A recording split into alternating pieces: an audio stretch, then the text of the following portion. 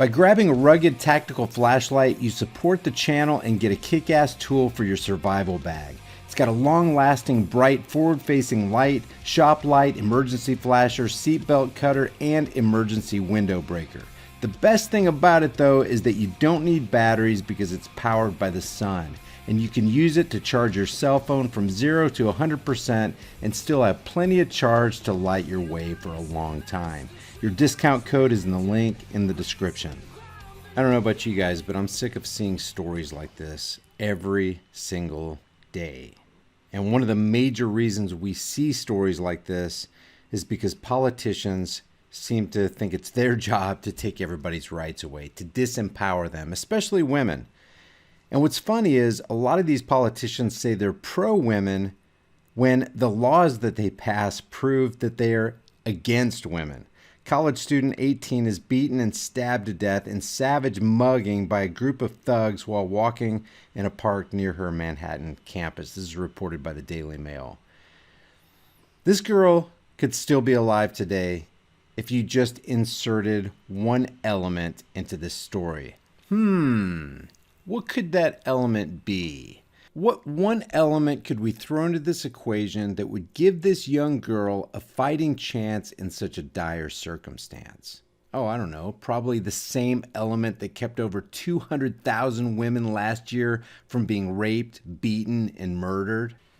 An 18-year-old college student was stabbed to death on Wednesday afternoon in a New York City park, allegedly by a group of unidentified young men who mugged her and then left her for dead. Tessa Majors, a freshman at Barnard College, who is from Charlottesville, Virginia, was walking down a flight of steps into Morningside Park on West 116th Street on Wednesday when the young men approached her. This is just at 5:30, guys.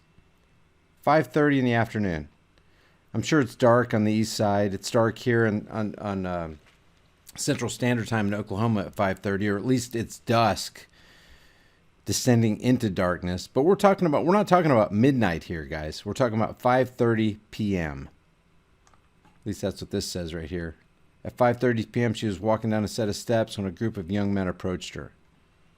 When I see stories like this, I just think about that being my girlfriend or my daughters. Don't you want them to be empowered anywhere they go, everywhere they go? But the catch-22 is, if she was carrying a firearm with her in New York and she got stopped by a cop, then she's automatically a criminal in the eyes of the state. But if she gets stopped by a group of thugs, she could lose her life. It's a catch-22.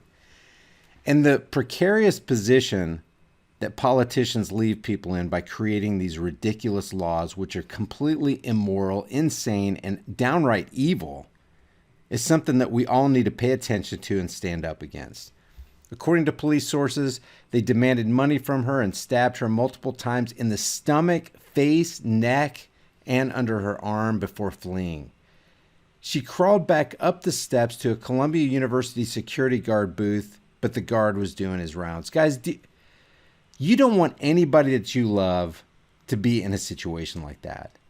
And people go, well, she shouldn't have been walking around by herself near that park.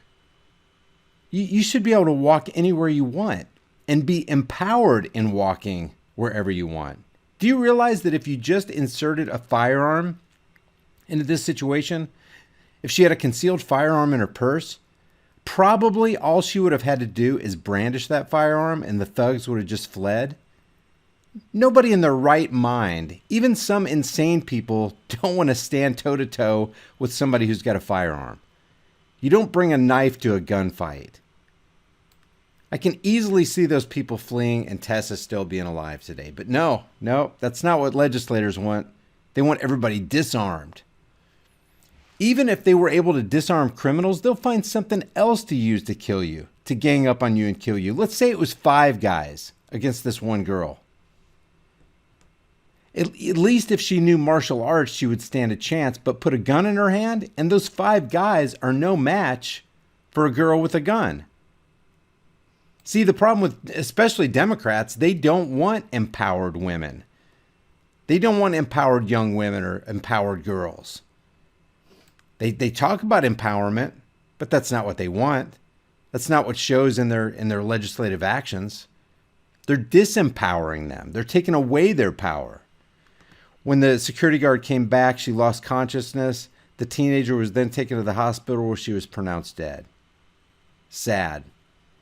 There she is right there. Somebody's daughter is dead. Now, am I saying that if the legislators didn't legislate her out of her right to carry a firearm, that she would have carried a firearm? Probably not. I live in a state where, as of November 1st, we've become constitutional carry. That's in Oklahoma. Missouri is constitutional carry. There's a couple of constitutional carry states. And I would say upwards of 95% still don't carry.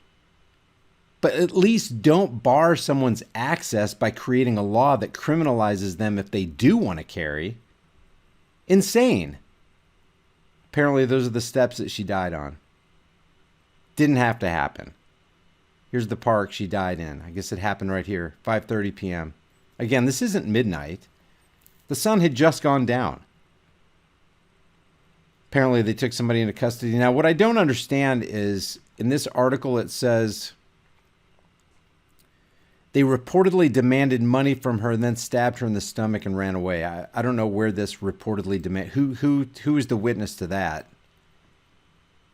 From everything in the story, it looks like she was alone. There was nobody around to testify. Where did they get that piece of information? It says, according to police sources, they demanded money from her and stabbed her multiple times in the stomach, face, and neck. According to police sources, how did the police sources find out that they demanded money? Where'd they get that information from? The bottom line to this, guys, is it's utterly evil to create a law that keeps you, anybody, man, woman, boy, girl, it doesn't matter, bars you from protecting yourself with a personal protection device, which is exactly what a firearm is. Criminals use guns to harm innocent people. Innocent people use guns to defend their own lives and the lives of their loved ones. Oh, man, this stuff really, really pisses you off when you think about it. This girl could still be alive today. And society could be a better place if we didn't have a bunch of political parasites creating laws that disarm the rest of us.